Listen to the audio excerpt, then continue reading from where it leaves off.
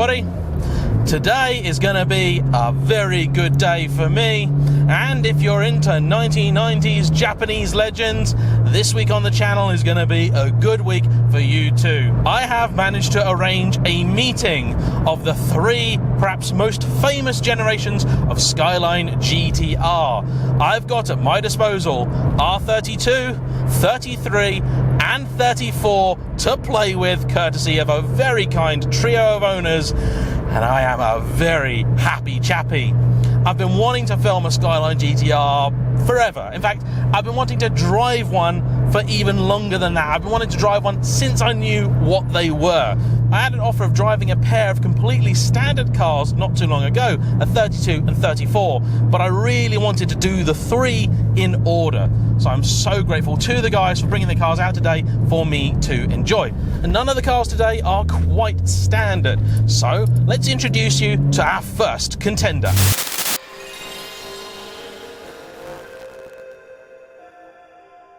For many, the Skyline GT-R story begins with this, the iconic video game Gran Turismo. With it, words like V-Spec Noir 2 became magic code for a whole generation. After all, the Fast and the Furious was still a long way off, and when the original game was released, the R34 hadn't even come out. But the R32 GT-R was already a legend.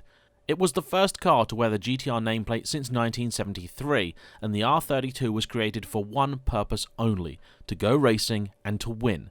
In fact, the 2.6 litre capacity of the famous RB twin-turbo engine was the result of racing regulations. At the time, all-wheel drive was actually allowed too, and Nissan developed a clever system they called a Tessa ETS.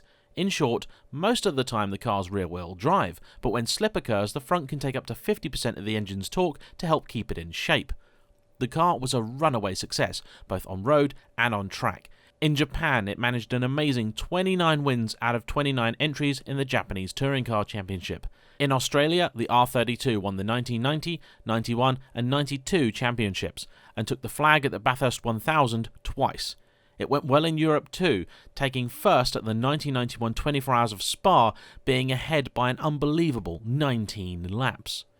In the showroom, the car was a hit, with over 43,000 examples being sold, despite the fact it was meant to be an almost exclusively Japanese model. Today's car is a 1989 example, imported 4 years ago by enthusiast Mark. It's painted in the most popular colour, gun grey metallic.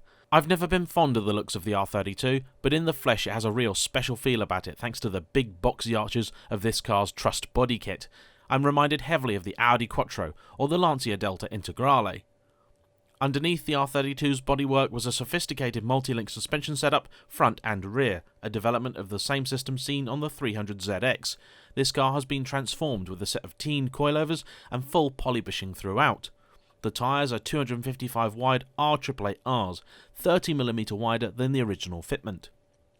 Up front, the famous RB26 DETT sits proud and has also received some upgrades. It has CP forged pistons, Manley steel rods, ACL race bearings and uprated N1 spec turbochargers. There is the obligatory front mount intercooler and HKS mushroom filters. The exhaust is a 3-inch trussed turboback system in titanium. Boost is managed by a gizmo controller and limited to a safe 1.1 bar, producing just over 452 brake horsepower at the flywheel. It's the interior of the R32 that lets it down, as with many Japanese cars of the time, it is basic to say the least. However, the reputation of the GT-R was not one forged for it being a comfortable luxury car. This is supposed to be one of the finest driver's cars of all time. And even at low speeds, I can tell you, Godzilla really does feel rather special. Now, an awful lot of love and attention has been lavished on this car. Cosmetically, it's far from perfect, but that's exactly how Mark likes it, because that means he's not afraid of using it. And with values of these going upwards and upwards every single week, it seems, I think that's an incredibly good thing and something that we should all be celebrating. Mark has also told me to be brutally honest about his car, and I certainly intend to be that. Now, at low speeds, it's actually not too difficult to drive. The clutch is reasonably grabby, but far from the most difficult I've ever had to use. You have to remember that the indicators are, of course, in the traditional Japanese placement to the right of the column, but otherwise, actually, it's a pretty well-behaved car. The 5-speed gearbox is really rather nice to use. The steering's pretty direct. I have been waiting so long to have a go of one of these cars. I don't want to wait any longer. Let's find out what she's like. Okay, so boost, it seems, comes in from about 4,000 RPM onwards. Red line here is at 8,000. I believe it's the same again in all three cars. All are RB26 engines. Oh, it does start to pull strongly now. Just gonna check, does she tap? No, she doesn't. That's pretty good. Actually rides really quite well. Oh, so I'm changing up at 6,000 there. She's still got 2 to go. Oh, this is an impressive car. I gotta say, this is a proper driver's car. I've never really been the biggest fan of the R32, and I think that's based purely on looks, but in person, actually, there's just something about it.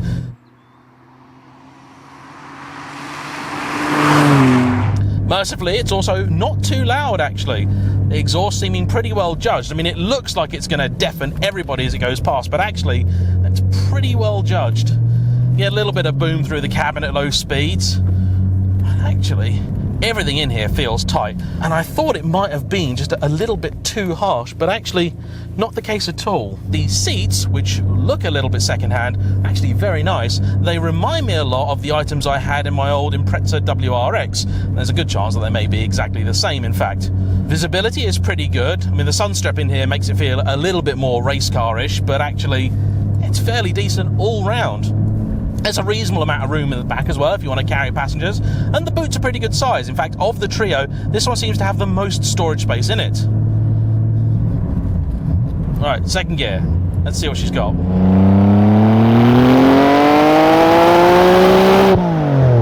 Wow!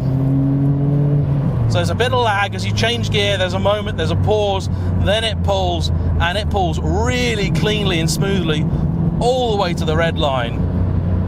Oh, and this car does like to follow the road, and in fact, what they were telling me about the white lines, they were not joking.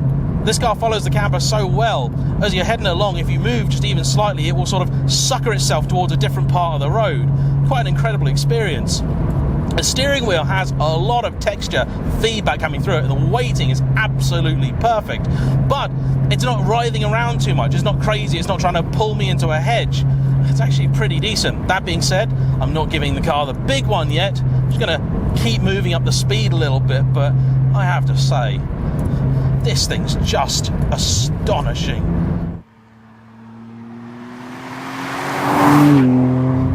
Yeah, it's that top half of the rev range. 4 to 8, that's where everything happens. Oh, it's tipping into a bend. Oh, it's so direct. This is unreal. This is a very special car.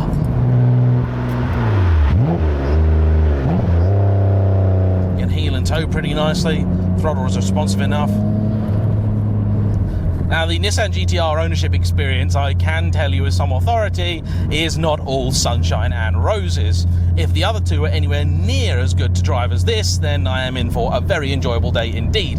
However, every single one of the owners that's come to me today has had several classic Japanese cars, some of them having had many different GT-Rs, and every single one of them has told me stories of how many thousands and thousands of pounds it costs to keep one of these cars running. If the idea of running something, say, like a classic V12 Ferrari would put you off because of how expensive it would be, these aren't any better at all. Luckily, the R32 seems to benefit from its age, because Nissan have recently introduced a sort of heritage program supplying parts for these cars, meaning that from now onwards, if you want to get something, it may not be cheap, but it certainly can be done.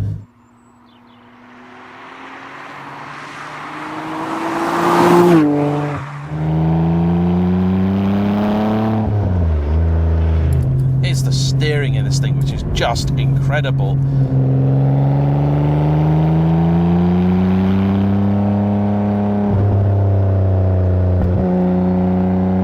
It just tips in so well.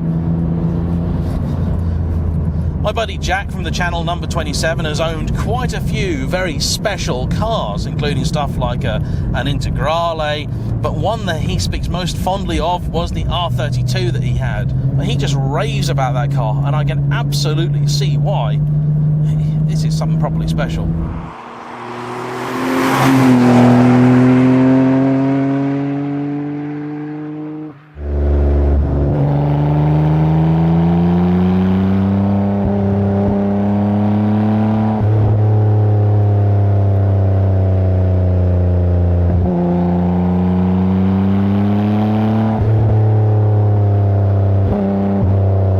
Brakes are certainly a weak point in the car. You do really need to stamp on them, and that's not just because of the way that they're calibrated. They just aren't that good.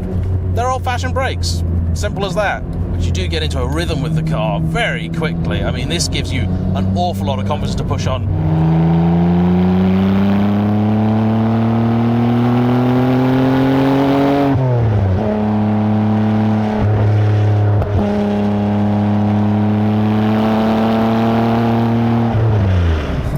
I've driven a lot of 450 horsepower cars. This is rapid. Really, really rapid.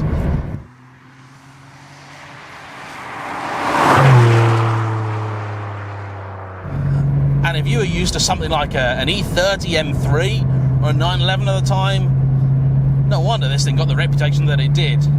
I apologise that this has not been perhaps the most definitive video or look at one of these cars. This is only a first drive of an R32, my first drive of a Skyline, and I have to say, I hoped that it would be this good, but I just didn't imagine it really could be, and it is. This is a proper driver's car.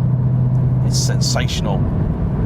And I should say that if you're out there watching this video thinking, hey, you should drive my Skyline, well, please do. Drop me a line. The details of how to do that are in the description down below. But for now, I want to say a huge thank you to Mark for bringing his fantastic car out. And this is the one that I wasn't really that excited about. Woohoo! Oh, it's going to be a good day. Thank you all for watching. Please like, comment below, subscribe if you haven't already, and I'll see you all for the next one. Bye-bye.